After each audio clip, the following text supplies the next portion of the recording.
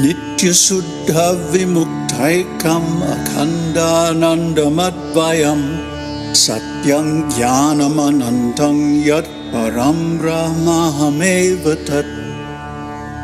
Nitya, eternal, Shuddha, pure, Vimukta, free, Ekam, one, Akhandanandam, indivisible bliss, Advayam, non-dual, Satyam, truth, changeless in the past, present, and future, Jnanam, knowledge, Anantang, infinite, Yat Param Brahma, that Supreme Brahman, Ahameva, I alone, Tat, that.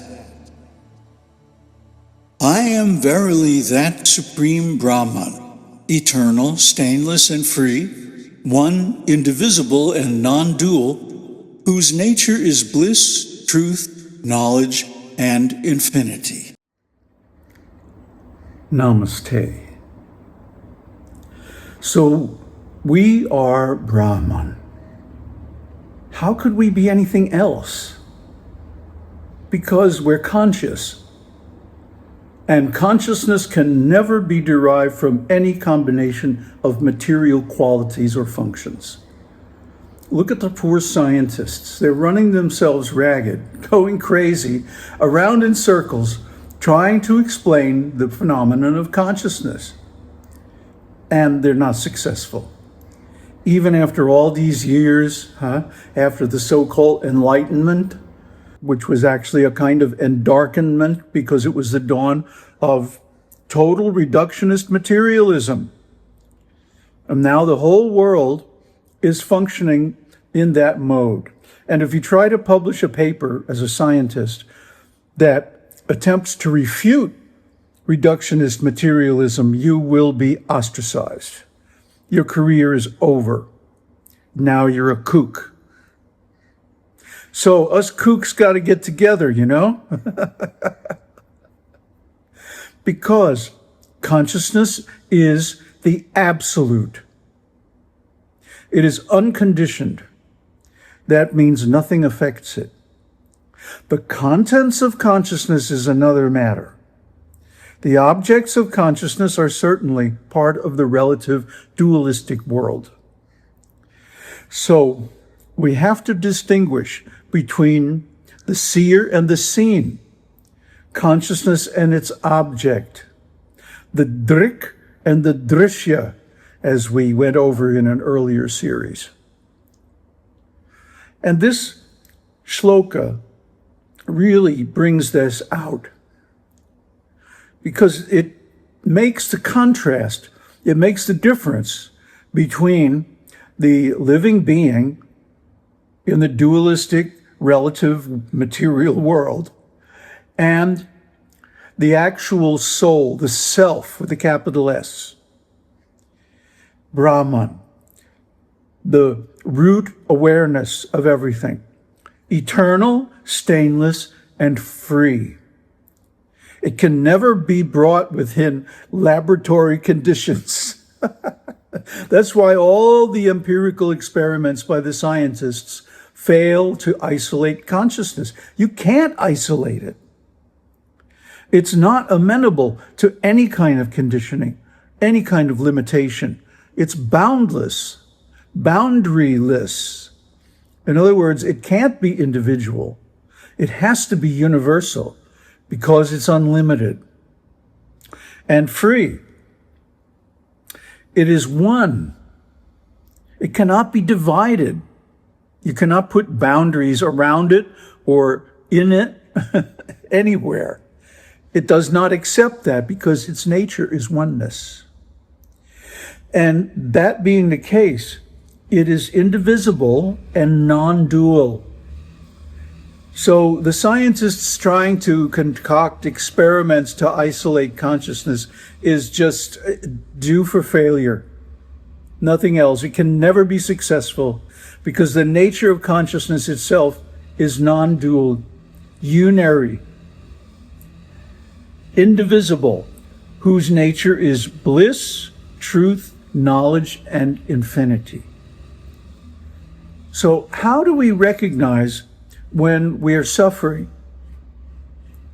Why don't we just accept it and say, oh, that's the way it is? Huh? No, we have to struggle and try to find a way out. Why is that? Because we know intuitively by our very nature that what we are is bliss. We're constantly enjoying, we're constantly in bliss. And that is unconditional.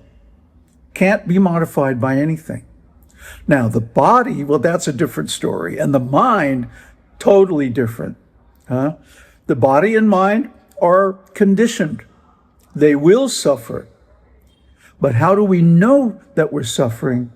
Is because we compare it with the innate bliss of Brahman, which is what we are. And the same with truth. We know instinctively, intuitively, when someone is lying or giving simply a partial truth, a partial answer. We know because we are the truth, the absolute truth. And when we hear a lie, for example, the existence of a fabricated entity like a country or a corporation, or, some advertising pitch or something like this, we know instinctively that it's a lie. Buy two, get one free. Well, of course, they have rolled the price of two into the final price, So they make the price of one, like 3/4 of the price of two. And it looks like a deal, but it's a lie. This is advertising, merchandising. This is business. As my Adi Guru used to say, business means cheating. So anytime you see someone claiming to present the absolute truth or Vedic wisdom as part of a business where they collect donations or sell books or other programs like seminars or retreats and stuff, it's a lie. It's got to be. Because what they're trying to do is chop up the truth into digestible pieces and sell it to you online. What a ridiculous nonsense. When you can go straight to the Vedas and get it right from the source. So this is all nonsense. And the same with knowledge. You know instinctively, we all do. We know what's going on. Nothing can be hidden from us, actually. But we choose to ignore our knowledge to fit in with the society, to be accepted as a member of the culture or the society or the group or whatever it is, family or what have you. And this means we deny our native knowledge. Like when somebody is trying to cheat us, we know. But maybe we can get something out of it, so we go along with it. We hide our knowledge. We deny our natural knowledge, our instinctive, intuitive essence, which is knowledge itself. And we go along for the ride. And of course, we get cheated and we wind up suffering. But because we are infinite, infinity means no boundaries. None whatsoever. So, for example, space, akasha, is infinite. Space is so big that even the material creation, the universe, as great and extensive as it seems to be, would vanish into a tiny corner of that infinite space. Because infinite means no boundaries. And the creation, no matter how big it is, has to have a boundary, has to have a limit, because it begins at a certain point in time, exists for a while, and then disappears. That's not infinite. It may be very large. It may last for a very long time, but not infinitely. Brahman is infinite.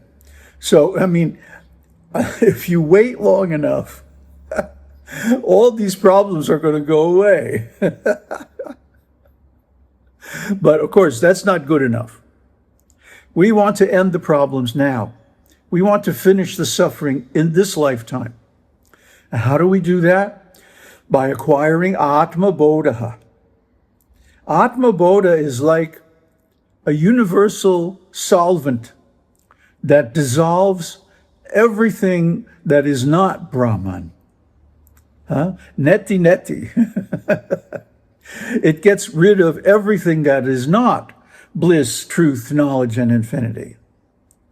And of course, that is all the things in the material creation and everything to which we are attached or which we lust after or which we hate. Because these are the delusions of material existence. And those cannot stand in the face of the absolute truth. That's why in the court of truth, in the heart, the judge of silence and infinity comes to mark us at the time of death, whether we have defeated the ignorance that binds us to the material world.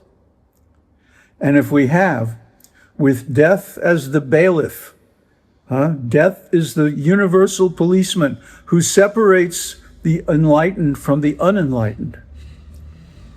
And he, if he is pleased with us, will bring us to the final resolution of all freedoms.